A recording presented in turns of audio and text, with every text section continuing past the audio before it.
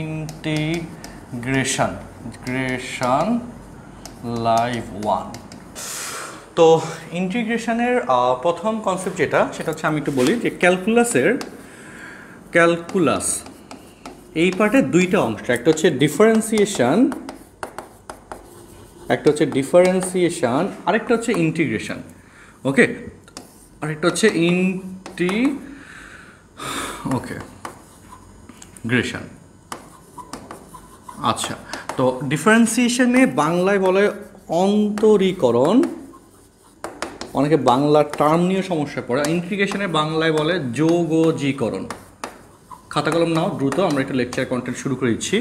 তো first of all খুব সহজভাবে যদি আমরা ব্যাখ্যা দিই যে ডিফারেন্সিয়েশন অ্যান্ড ইন্টিগ্রেশন বা অন্তরীকরণ বা যৌগজীকরণ বা ব্যবকলনও বলা হয় বা অন্তরজ নির্ণয় বলা হয় ডিফারেন্সিয়েশনের কেসে।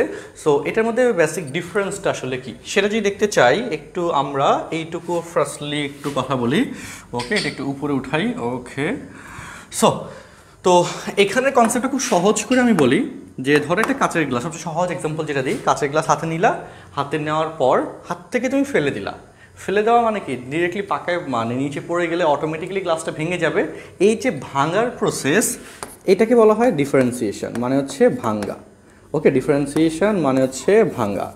আর তারপর ওই কাঁচের গ্লাসের পার্টিকেলগুলোকে অ্যাড করে একটা নতুন গ্লাস তৈরি করলা, সেই গ্লাসটাকে বলতেছি আমরা, মানে সেই গড়ার প্রসেসটাকে বলা হচ্ছে ইন্টিগ্রেশন। অর্থাৎ আর সহজ করে বললে, যখন কলেজে যাচ্ছ, এখন তো যাচ্ছ না অবশ্য, তো কোনো কোচিংয়ে আসলা বা নতুন কোনো একটা মানুষের সাথে তোমার ফ্রেন্ডশিপ হচ্ছে, সো এই ফ্রেন্ডশিপ হওয়ার যে প্রসেসটা মানে হচ্ছে, এটাকে বলতেছি আমরা ইন্টিগ্রেশন। আর কোনো কারণে ওই ফ্রেন্ডশিপটা ভেঙে গেল, সেই প্রসেসটাকে বলা হচ্ছে ডিফারেন্সিয়েশন। এবং তুমি যদি চারপাশে তাকাও, এই একটা ঘটনায় কিন্তু ঘটে যে ডিফারেন্সিয়েশন ঘটে, আর না হলে ইন্টিগ্রেশন ঘটে। অর্থাৎ কোনো কিছু ভাঙে, না হলে কোনো কিছু গড়ে। অর্থাৎ ওইটা একটা গান ছিল না যে নদীর একুল ভাঙে তো ওকুল গড়ে। অর্থাৎ নদীর একুলে কি হয়, ডিফারেন্সিয়েশন হয়, তখন ওকুলে ইন্টিগ্রেশন হয়। কথাগুলো মিলতেছে বল, খুব সহজ করে ব্যাপারগুলোকে আমরা প্রেজেন্ট করতে পারি। আচ্ছা, তো এই হচ্ছে ভাঙ্গা গড়া বা ডিফারেন্সিয়েশন ইন্টিগ্রেশন নিয়ে কথা। এবং তুমি এটাও খেয়াল করবা যে তোমাদের এখন তোমার যে ক্লোজ ফ্রেন্ড সার্কেল আছে, এবং এখানে আরেকটা ব্যাপার হচ্ছে যে গড়ার জন্যে এমন একটা টার্ম, এটার জন্য ভাঙাটা আবশ্যক থাকে। অর্থাৎ নতুন কারোর সাথে যখন তোমার ফ্রেন্ডশিপ হয়, দেখা যায় আগের ফ্রেন্ড সার্কেলদের সাথে বা আগের ওই ক্যাটাগরির ফ্রেন্ডসদের সাথে কি হয় না, ওই পরিমাণ যোগাযোগ হয় না। অটোমেটিক নতুন বন্ডিংয়ের কেসে আগের বন্ডগুলো ভাঙার প্রয়োজনীয়তা অনেক বেশি পরিমাণে থাকে, যেটা কেমিস্ট্রি ভাষায় ভালো করে বোঝানো যায়, তাই না? যে কোনো একটা বন্ড ভাঙার ফলে নতুন বন্ড ক্রিয়েট হওয়ার সুযোগ হয়। সো ভাঙ্গা এবং গড়া পরস্পরের সাথে লিঙ্কড, এবং সেই কেসে ডিফারেন্সিয়েশন এবং ইন্টিগ্রেশন পরস্পরের সাথে লিঙ্কড, এবং এই জন্যে এই দুটাকে একত্রে আমরা ক্যালকুলাস এই কথাটাকে বলছি। ক্যালকুলাসে বাংলা নুড়ি পাথর বলে। হ্যাঁ, আচ্ছা, এরপর সেকেন্ড কথা হচ্ছে যৌগজীকরণ। এটা কিন্তু আসলে একটা মানে সহজ কনসেপ্ট চিন্তা করলে এরকমভাবে ধরতে পারো যে তুমি কারোর সাথে ফ্রেন্ডশিপ করতেছো, হ্যাঁ, তো এটা কিন্তু বললেই হয়ে যায় না। ক্লোজ ফ্রেন্ড কিন্তু হঠাৎ করে একদিনের মধ্যে হয়ে যায় না, হয় বলো? সো ক্লোজ ফ্রেন্ড হওয়ার জন্য তোমাকে অনেক দিন পর্যন্ত ওয়েট করা লাগে, তাই না? কারোর সাথে তুমি রিলেশনশিপ করবা, অথবা ফ্যামিলিগত কোনো একটা তোমার বিয়ে শাদী হচ্ছে, ওকে ধরো, তো এই কেসে কিন্তু প্রচুর হচ্ছে কি করার মধ্যে যাওয়া লাগে, ফর্মালিটিজের মধ্যে যাওয়া লাগে, প্রচুর রুলসের মধ্যে দিয়ে যাওয়া লাগে।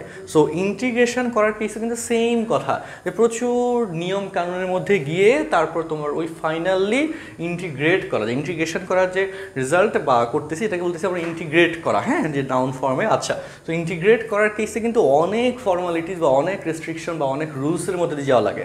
আর তারপর কি হইলো, যে কারোর সাথে একটা ভালো ফ্রেন্ডশিপে ছিলা, ভালো একটা রিলেশনশিপে ছিলা, ধুম করে কোনো না কোনো কারণে মনোমালিন্য হইলো, তার কাছে তাকে তোমার ভালো লাগতেছে না, শেষ, তোমার সাথে আর কথা বলি না, যাও, ব্রেকআপ বা বাদ, যাও তোমার তুমি যাও, আমার কথা আমি আসি, যাও, তোমার সাথে আমি কথা বলতেছি না। তো এইটা কিন্তু ইনস্ট্যান্ট হয়ে যাচ্ছে। সো ভাঙ্গা, যেটাকে আমরা বলতেছি ডিফারেন্সিয়েশন, সেটার জন্য কিন্তু বেশি টাইম লাগে না, ধুমধাম করে ফেলা যায়। আর ধুমধাম করে ফেলা যাওয়াটা কিন্তু সহজ একদিক দিয়ে, অ্যান্ড সেক্ষেত্রে ডিফারেন্সিয়েশন প্রসেসটা আসলে সহজ এবং অঙ্কগুলো সহজ ছিল। কিন্তু ইন্টিগ্রেশন, কোনো একটা জিনিস তৈরি করতেছো, এইটা আসলে সহজ কাজ না, এটা একটু ডিফিকাল্ট টাস্ক, এবং এটার জন্য বিভিন্ন রুলসের মধ্যে দিয়ে যাওয়া লাগে। অর্থাৎ আমরা এখানে যে রেজাল্টটা বা ক্যালকুলেশন বা যে ম্যাথসগুলো করবো ইন্টিগ্রেশন চ্যাপ্টারে, এই অঙ্কগুলো করার ক্ষেত্রেও তোমাকে অনেক অনেক অনেক নিয়ম কানুন ফলো করতে হবে, রেস্ট্রিকশন বা হচ্ছে ফর্মালিটিস ফলো করতে হবে এই ইন্টিগ্রেশনের ম্যাথসগুলো করার জন্য। আশা করি কথাগুলো ক্লিয়ার, যে এই পর্যন্ত যা যা কথা বলেছি একটু আমাকে বলো। ওকে, সো এখানে ডিফারেন্সিয়েশন এবং ইন্টিগ্রেশনের ক্ষেত্রে আমরা একটা জিনিস বললাম, ডিফারেন্সিয়েশন মানে হচ্ছে ভাঙা, ইন্টিগ্রেশন মানে হচ্ছে গড়া, একটা আরেকটা reverse process. Integration is the reverse process of differentiation, একটা আরেকটার রিভার্স প্রসেস বলতে পারি। এই কথা নিয়ে তো কোনো কনফিউশন নেই, এবং এই দুইটা ক্যালকুলাসের অন্তর্ভুক্ত, তাই তো? ক্যালকুলাসকে দুইটা পার্টসে ভাগ করলে এই জিনিসটা আসে। এইটুকু পর্যন্ত কথা সবার কাছে ক্লিয়ার কিনা একটু আমাকে বলো, যেহেতু কঠিন একটা টপিক, সহজ থেকে শুরু করে কঠিন কঠিন কনসেপ্টগুলোতে আমরা আস্তে আস্তে যাবো। এবং 10.1 কেতাবউদ্দিন স্যার, রেফারেন্স বুক হচ্ছে কে বলো? রেফারেন্স বুক হচ্ছে আমাদের কেতাবউদ্দিন স্যারের বই। এই বইটা আমরা হচ্ছে ফলো করব, হ্যাঁ, কেতাবউদ্দিন স্যার। তার ক্ষেত্রে আমাদের ডিফারেন্সিয়েশন এবং ইন্টিগ্রেশনের কেসে দেখো একটা ফাংশন এফ অফ এক্স, হ্যাঁ, এটাকে তুমি ডিফারেন্সিয়েশন করে তুমি যদি বড় হাতের এফ অফ এক্স পাও, তাহলে সেই বড় হাতের এফ অফ এক্সকে ইন্টিগ্রেশন করে ছোট হাতের এফ অফ এক্স আসবে। এটা হচ্ছে ডিফারেন্সিয়েশন এবং ইন্টিগ্রেশনের প্রথম কনসেপ্ট, হ্যাঁ। একটা ফাংশন ছোট হাতের এফ অফ এক্স, এটাকে ডিফারেন্সিয়েট করে যদি বড় হাতের এফ অফ এক্স আসে, মানে একটা ফাংশনকে ডিফারেন্সিয়েশন করে অন্য একটা ফাংশন আসতেছে, বড় হাতের ছোট হাতে এটা না আসলে, হ্যাঁ। তো তারপর সেটাকে তাহলে ইন্টিগ্রেট করলে আবার আগের অবস্থায় ফেরত আসবে। এটাই হচ্ছে ভাঙ্গা এবং গড়ার কেস। এখন এইখানে ব্যাপারটাকে আরও কীভাবে ফিল করা যায়, এবং ইন্টিগ্রেশন বলতে আলাদা একটা ব্যাপার আছে, একটা কনসেপ্ট আছে, এটা হচ্ছে ইন্টিগ্রেশন বাই এরিয়া, হ্যাঁ। যে ইন্টিগ্রেশন বলতে একটা ক্ষেত্রফল বোঝায়, কোনো একটা অংশের ক্ষেত্রফলকে ইন্ডিকেট করে। কি ইন্ডিকেট করে? কোনটাকে ইন্ডিকেট করে? ইন্টিগ্রেশন কোন একটা অংশের একটা রিজিয়ন, বাউন্ডেড রিজিয়নকে আসলে, আবদ্ধ ক্ষেত্রকে আসলে নির্দেশ করে। সেটা আসলে কি, এই কথাটা অনেকের কাছে ক্লিয়ার থাকে না। এবং এখান থেকে আমরা ইন্টিগ্রেশন যে সিম্বল, যে integration of something of D of X, okay, DX, এক্সের সাপেক্ষে করা হয়, এটার ব্যাপারটা আসলে কিভাবে আসে অনেকেই এই স্ট্রাকচারটাও বুঝে না। আমি সেটার জন্য যে এটা হচ্ছে ইন্টিগ্রেশনের সিম্বল, যেটা হচ্ছে সামেশনের এজ থেকে আসে, ওকে, সামেশনের এজ থেকে আসে ইন্টিগ্রেশনের সিম্বল, এবং সামথিং একটা ফাংশন দিবে, তারপর ডিএক্স, এক্সের একটা ফাংশন দিলে ডিএক্স থাকে, হ্যাঁ। তো এখন কথা হচ্ছে এটা কিভাবে আসে সেটা নিয়ে কিছু কথাবার্তা আমরা এখন বলবো, এইটুকু কথা নিয়ে। আচ্ছা, তো আমরা যেটা বলতেছিলাম, ইন্টিগ্রেশন হচ্ছে একটা এরিয়া নির্দেশ করে, এবং এই এরিয়ার কেসে পরবর্তী যে ব্যাপারটা এখানে ঘটে, ওকে, পরবর্তী যে ব্যাপারটা ঘটে, দেখো আমি একটা কার্ভ এরিয়ার কথা বলি, তো এটা হচ্ছে একটা কার্ভড এরিয়া। তো এই কার্ভড রেখায়, এটা হচ্ছে কার্ভড লাইন, এবং এই কার্ভড লাইনের হচ্ছে যেটুকু অঞ্চল সে হচ্ছে বাউন্ডেড করে রাখে, বদ্ধ করে রাখে, সেইটুকুর আমি ক্ষেত্রফল বের করবো, যেখান থেকে এই পর্যন্ত এই অঞ্চলটুকুর ক্ষেত্রফল বের করবো। এটা লাইক ধরো এটা হচ্ছে Y equal to F of X, একটা ফাংশনের গ্রাফ, হ্যাঁ, একটা কার্ভ ফাংশনের গ্রাফ, এটা ক্ষেত্রফল বের করবো। সো ক্ষেত্রফল বের করার জন্য সূত্র কিন্তু হচ্ছে দৈর্ঘ্য ইনটু প্রস্থ। সো আমরা এটাকে যে কাজটা করব, যে অনেকগুলো প্রস্থের সেগমেন্টে ভাগ করব, একটা সেগমেন্ট, দুইটা সেগমেন্ট, ওকে। আমি এটাকে হচ্ছে, আচ্ছা আরেকটু কার্ভ নেই, হ্যাঁ, আরেকটু কার্ভ নেই, তাহলে ভালো হয়, ওকে, দাঁড়াও, আরেকটু কার্ভ নেই, তাহলে তোমাদের হয়তো বুঝতে আরেকটু সহজ হবে, ওকে, দাঁড়াও, ওকে, এরকম একটা কার্ভ নিলাম, হ্যাঁ। আচ্ছা, এটা বুঝতে আরেকটু বুঝতে হয়তো সহজ হবে, দেখো আসি। তো এখানে তাহলে দেখো এই যে এইটুকু আসলো, তারপর এইটুকু নিলা, তারপর এখানে যে অনেকগুলা সেগমেন্ট তুমি করলা, হ্যাঁ। তাহলে এটা হচ্ছে x1, x2, x3 dot dot dot dot dot xn পর্যন্ত তুমি সেগমেন্ট করলা। আচ্ছা, আর প্রত্যেকটারই উইডথ নিলা ডেল এক্স, প্রত্যেকটারই বেশ আমাদের প্রস্থ নিলা ডেল এক্স, ওকে, প্রত্যেকটারই প্রস্থ ডেল এক্স, মানে সমান প্রস্থর কন্ডিশনে তুমি এটা করলা। তো এখন এখানে লক্ষ্য করো যে প্রথম যে এরিয়াটা তুমি বের করবা, এটা যদি তুমি নাও, দৈর্ঘ্য হচ্ছে আমাদের ধরো যে এইটুকু, ওকে, এখান থেকে এইটুকু বা এখান থেকে এইটুকু, সেটাকে তুমি যদি y1 ধরো, ঠিক আছে, সেই y1 দৈর্ঘ্যটা y1, সেটা হচ্ছে এফ অফ x1 তুমি আসবে x1 এর জন্যে। সেকেন্ড কেসে দৈর্ঘ্য যদি তুমি পরেরটার কথা যদি বলি, এই যে সেকেন্ডটার কেসে ক্ষেত্রফল, এই যে এখানে এটা যদি তুমি এটা ধরো, তাহলে এক্ষেত্রে y2 equal to F of x2। থার্ডটার কেসে তুমি যদি এটা বের করতে চাও, ওকে, এইটার কেসে y3 equal to F of x3, তাহলে দেখো একটু, বা ফোর্থটার কেসে এখানে আবার দেখো এইটা হচ্ছে y4 equal to F of x। একটু কমপ্লিকেটেড লাগবে, বাট আমি খুব সহজ, যতটুকু সহজ করে বলা যায় ততটুকু সহজ করে আমি বলতেছি। দেখো, তো এইখানে প্রথমটার যে এরিয়াটা তুমি এখানে বের করলা, লক্ষ্য করো প্রথমটার এরিয়ার কেসে এটা হচ্ছে প্রথমটার এরিয়া, হ্যাঁ, প্রথমটার এরিয়া A1, প্রথমটার এরিয়া A1, এবং প্রথমটার এরিয়া কেসে দেখো কার্ভের থেকে বাইরের একটা অংশ অ্যাড হয়েছে। দ্বিতীয়টার এরিয়া A2, এর এরিয়া A2, এটা দেখো কার্ভের থেকে সামান্য একটা অংশ অ্যাড হয়েছে। তৃতীয়টার এরিয়া কিন্তু ধরো A3, এটাকে কিন্তু কার্ভের একটা অংশ বাদ হয়ে গেছে। চতুর্থটার এরিয়া A4 যদি বলো, সেখানে কার্ভের একটা অংশ বাদ হয়ে গেছে। তাহলে তুমি এখানে চিন্তা করে দেখো যে এই কেসে অলরেডি কিছু অংশ বাদ হচ্ছে, কিছু অংশ অ্যাড হচ্ছে, এভাবে একটা অ্যাপ্রক্সিমেট এরিয়া আসলে বের করা যাবে, অ্যাকুরেট এরিয়া না, এইখানকার যে তুমি যদি এরিয়াটা বের করতে চাও টোটাল এরিয়া, সেটা হবে অ্যাপ্রক্সিমেট এরিয়া, অ্যাপ্রক্সিমেট যে A1 plus A2 plus A3 plus dot dot up to এই যে xn পর্যন্ত an পর্যন্ত। হ্যাঁ, কনসেপ্টটা দেখো, আমি আসলে কনসেপ্টটা কী ব্যাখ্যা দিচ্ছি, অনেকেই কনফিউজড আসলে এইখানের এই জিনিসটা আসলে কিভাবে ম্যাথসে আসছে, অনেকেই কনফিউজড, বুঝতেছে না বা মানে কঠিন মনে হচ্ছে, কারণ প্রথম অংশটুকু একটু ডিফিকাল্ট বোঝানো। এই সিম্বলটা আসলে কীভাবে আসছে সেটার একটা বেসিক প্রুফের স্টাইলটা তোমাদের সাথে আমরা ডিসকাস করতেছি, কারণ ইন্টিগ্রেশন একটা কী নির্দেশ করে, একটা বদ্ধ অঞ্চলে ক্ষেত্রফল নির্দেশ করে।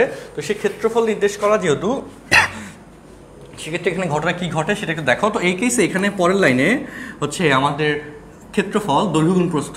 সো দৈর্ঘ্য হচ্ছে আমাদের f(x1), প্রস্থ হচ্ছে ∇x, পরেরটা হচ্ছে f(x2), প্রস্থ হচ্ছে ∇x, থার্ডটা হচ্ছে f(x3), দেন f(x1), তারপর হচ্ছে f(x2), দেন f(x3), তার প্রস্থ হচ্ছে x3 ∇x। তো তাহলে এখানে তুমি এভাবে লিখতে পারবা যে f(x1) ∇x, সকল ∇x কমন নিয়ে, plus f(x2) plus f(x3), okay, plus dot dot dot dot dot dot plus f(xn), ওকে, into ∇x, okay, into ∇x। তো সবগুলোর কেসে তোমার এরিয়াটা তোমার কাছে মোটামুটি চলে আসবে, ঠিক আছে। তো এই লাইনটা তোমরা লিখতে পারলাম। এখন এখানে লেখার পর এই জিনিসটাকে ম্যাথমেটিক্সে তোমরা 9-10-এ শিখে আসছো, সামেশনের একটা কনসেপ্ট শিখে আসছো, এই জিনিসটাকে ম্যাথমেটিক্সে কীভাবে প্রেজেন্ট করে আমি এটা দেখাই, তাহলে এটাকে আমি একটু উপরে উঠিয়ে দিই, তারপর আমি পরের কথায় যাব। দেখো পরের কথায় যাব, ভুল স্ক্রিনশট নিছি,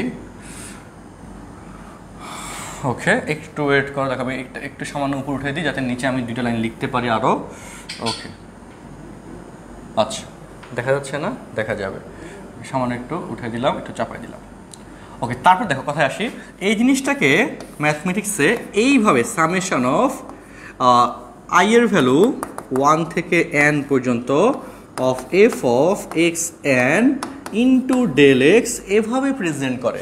এরিয়া, এই এরিয়াটা হচ্ছে i ইকুয়াল টু i এর মান 1 থেকে n পর্যন্ত। দেখো এই যে x এর মান, n এর মান, এই যে n এর মান 1 থেকে n পর্যন্ত, ও যে i এর মান এখানে xi লেখে, হ্যাঁ, xi অফ ∇x এভাবে লেখে। তো এই যে এক্সপ্রেশনটা আছে, এক্সপ্রেশনটা আমরা 9-10-এ শিখছিলাম, এই এক্সপ্রেশনের মিনিং হচ্ছে i এর মান 1 থেকে n পর্যন্ত যাবে, সেভাবে যতগুলো ক্রিয়েট করা যায় সে ততগুলো f(x) আসবে, তার সে ∇x আসবে, সেটাই হচ্ছে উপরে লেখা হয়েছিল। এবং এই জিনিসটা কি করে, এই যে এখানে বদ্ধ অঞ্চলটার যে এরিয়া, সেই অ্যাপ্রক্সিমেট এরিয়া নির্দেশ করে। তো ম্যাথমেটিক্স তো আসলে মানে অ্যাপ্রক্সিমেট বা কাছাকাছি ভ্যালু এর উপর ডিপেন্ডেন্ট না, এখানে অ্যাকুরেট ভ্যালু দরকার হয়। তো এই জায়গা থেকে অ্যাকুরেট ভ্যালু আমরা কীভাবে পাবো সেটার প্রসেসটা এখন আমি তোমাকে দেখাই, তারপর তোমার কাছে ফুল কনসেপ্টটা ক্লিয়ার হয়ে যাবে। তো আমরা যখন একটা নির্দিষ্ট ∇x ব্যবধান নিয়ে অনেকগুলো এরিয়া মানে ক্ষেত্রফল মানে প্রস্থচ্ছেদ করে করে ক্ষেত্রফল বের করলাম, টোটালটা ক্ষেত্রফল আসলো, অ্যান্ড সেই ক্ষেত্রফলে দেখলাম যে এখানে অতিরিক্ত কিছু অংশ যোগ হয়েছে, আবার কিছু অংশ আমাদের থেকে বাদ হয়েছে, আবার কিছু অংশ যোগ হয়েছে। তো এখানে কিন্তু অ্যাকুরেট এরিয়াটা আসে নাই। তো তুমি এখানে একটু চিন্তা করে দেখো, এই জায়গাটাতে আমরা ∇x এর মান যতটুকু ধরে প্রস্থচ্ছেদ করছিলাম সেটার ভ্যালু যদি কমায় দিই তাহলে কি ঘটনা ঘটে দেখো। সেটার ভ্যালু যদি কমায় দিই তাহলে দেখো এই যে অঞ্চলটুকু, এটাকে তুমি যদি এই অঞ্চলটুকুকে তুমি যদি দুই ভাগের, এই যে একটা ভাগের জায়গায় এটাকে যদি 3 ভাগ করে ফেলো, ওকে, এটাকে যদি তুমি 3 ভাগ করে ফেলো, 3 ভাগ বা 4 ভাগ করে ফেলো, তাহলে এবার যদি তুমি ক্ষেত্রফল বের করো, ওকে, তোমরা অনেকেই এটা দেখতেছো না, আমি এটাকে একটু জুম করে দেখাই, দেখো, ওকে, একটা অংশ শুধু দেখাচ্ছি, হ্যাঁ, একটা অংশ শুধু এইটুকু অংশ দেখালাম। আচ্ছা, সো তারপর দেখো এই যে এটা হচ্ছে এইটুকু অংশ, দেখো, ওকে, এটা হচ্ছে আমাদের ইন্টারেক্টিভ বোর্ডের সুবিধা।